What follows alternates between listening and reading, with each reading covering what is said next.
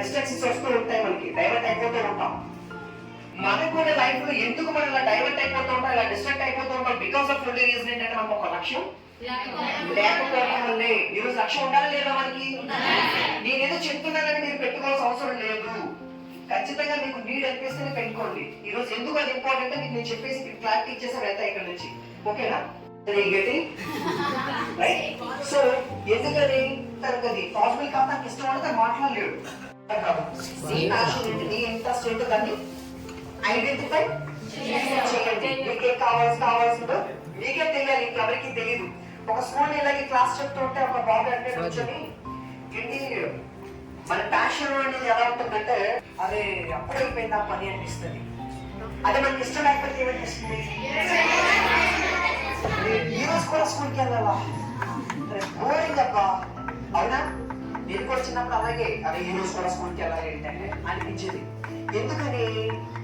చదువులు ఇష్టపడలేకపోవడం వల్ల. అది జరిగిన ప్రాబ్లం. అర్థమైందా? నేను కూడా లాట్ ఆఫ్ టైమ్స్ ఫెయిల్ అయ్యాను చదువుకునే టైంలో క్లాస్ లో. ఎందుకు చదువుతుంది గొప్పదంటే మనం బలవంతంగా చదువుతున్నాం. మనం చదువు అంటే వెరీ సింపుల్.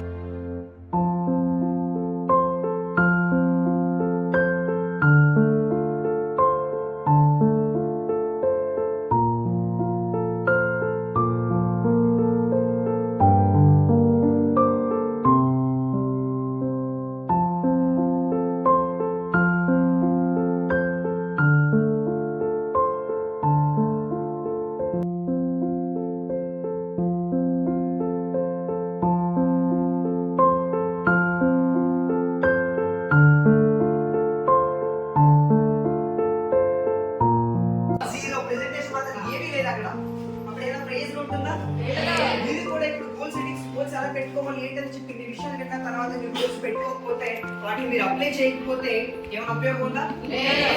ఎంతమంది గోల్స్ పెట్టుకున్నారు? ఒకసారి ఇలాగే ఒక స్కూల్లో క్లాస్ చెప్తూ ఉంటారంటే బాబు లేచి అన్నాడు, నాకు పబ్జీ ఆడడం అంటే చాలా ఇష్టం అండి, నాకు అసలు దట్ ఈస్ మై ప్యాషన్. అంటే అది ప్యాషన్ అంటారా, అది నా లక్ష్యం అంటారా అన్నాడు. అది లక్ష్యం అవుద్దా?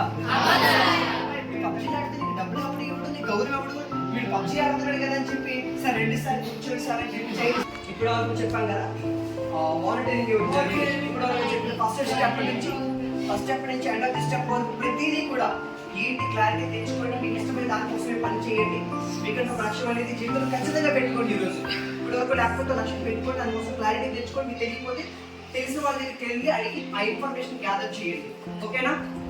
అర్థమైందా టాపిక్? ఓకేనా? Thank you.